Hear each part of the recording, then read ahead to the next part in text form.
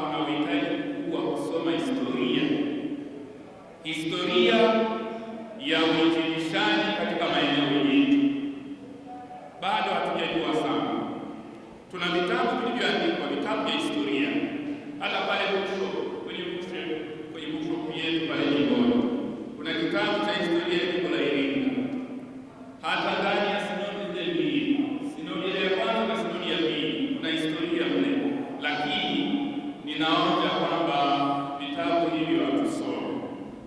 Kwa hivyo tunaalikwa tusome historia ya uinjilishaji, historia ya Ukristo katika maeneo yetu, ili tuweze kujua vizuri na tujue kabisa kwamba kati ya yale ambayo sisi tumeyapokea wazee wetu, Askofu Petramino ambaye amezipata Samagana yuko pale kati ya wamishonari waliokuja kwetu.